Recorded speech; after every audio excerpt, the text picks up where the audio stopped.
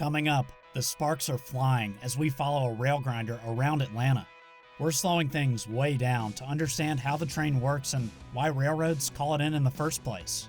This is a unique aspect of railroading, and this thing has a lot of technology that helps its crew get the job done. So stay where you are and don't fly away. This rail grinding special starts right now.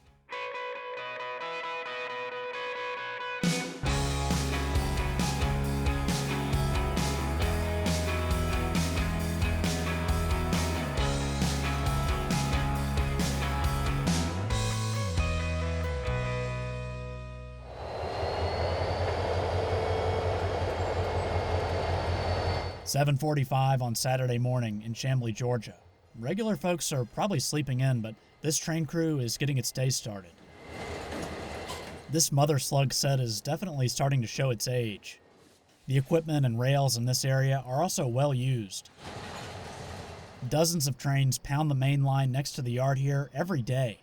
There's no doubt that wears out the tracks, so your first question might be, do the rails need to be replaced after so much tonnage has passed over them? Well, not yet. There's actually a machine here today that's been called in to help extend the life of those tracks by restoring the profile of the railhead and removing defects, among other things. It's operated by Loram, a company that's been in the maintenance of way business since the 1950s and grinding rails since the 70s. And by the way, it has machines operating all over the world. There are actually 2 Loram trains operating here on this hot July morning.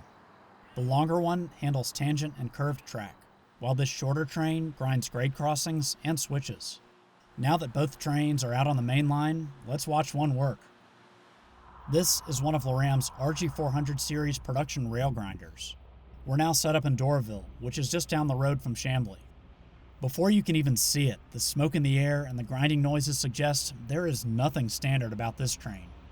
There are a lot of moving parts here, and I thought the best way to showcase this thing was in slow motion at 120 frames per second. As you can see, the rail grinder throws off a lot of sparks, so if you see one, make sure you record it from a safe distance away.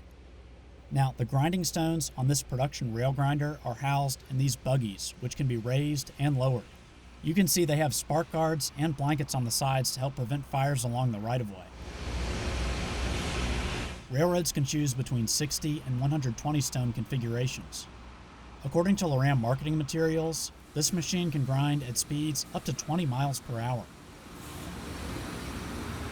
Like other maintenance of way operations, they have to maximize the amount of track time they get out here. We're now back in Chamblee, and as a MARTA train passes on its elevated tracks, we can see another critical system on the rail grinder. I'm talking about some of the equipment they use to prevent fires. Here, you can see water shooting out of the nozzles near the front of the train. One thing to note is that they actually stop grinding as they pass over this switch. After that, the water is back on and the grindstones are turning. As you can probably guess, with all the sparks this thing puts out, it's capable of starting small fires. Fortunately, they're prepared. According to Loram, the train's custom-built water cars can hold up to 25,000 gallons, and the consist itself can carry up to 75,000 gallons of water. Oh, and in case you're wondering, this thing does have a horn and bell. It also has a siren, but I didn't hear that today. It's tough to see those grindstones in action, but you can see some spares hanging on the side of the train, ready to go.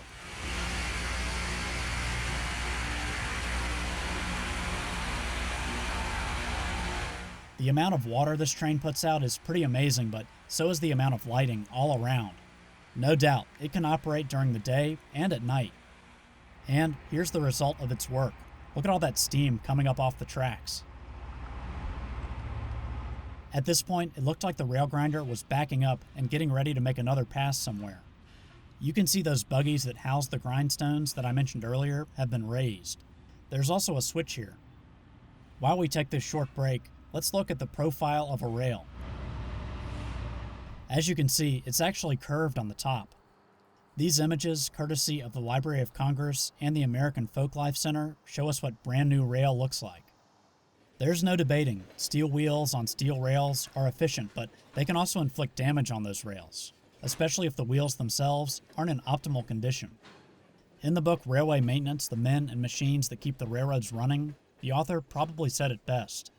Since the purpose of grinding is to prolong rail life and improve railroad efficiency, rail grinders are designed to shave as little metal off the rail as possible.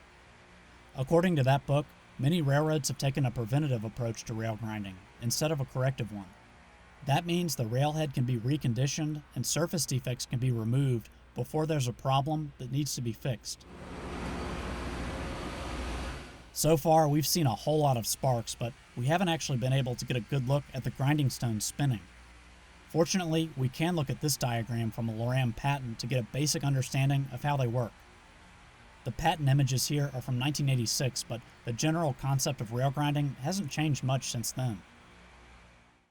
You know, the rails are incredibly important, but so are the spikes. They're used along with tie plates to secure the rail to wooden cross ties. Now, I'm sure we've all seen old ones lying on the ground when we're trackside, but there's actually a guy here in Georgia who buys spikes like these brand new and transforms them into shiny bottle openers and nameplates. His name is Brian, and he goes by the Engraving Guy on Etsy. Now, he gave me these free of charge, but to be honest, this is something I would gladly buy. Brian can laser engrave these spikes with the text of your choice and has a variety of finish options. I'll bet a lot of you rail fans and non-rail fans would like one of these too. And if you do, go to the description of this video, click on the link, and enter the promo code V12PRO to get 15% off. Alright, I'm going to enjoy this while we watch the rest of the video. Okay, we're now in a part of Metro Atlanta called Brookhaven, and it appears one of its residents is inspecting the rails before the grinder arrives. So far, we've only seen the grinder operating on straight track, but curves actually get worn down faster, especially the outside rails, which receive a lot of pressure from the train wheels and their flanges. Now, hawks are birds of prey, but they're no match for the rail grinder. How about the timing on this flyby? Oh, and by the way, Loram says it uses environmentally friendly hydraulic fluid and has robust dust collection systems on its machines. Now we get an overhead view of this awesome piece of equipment in action.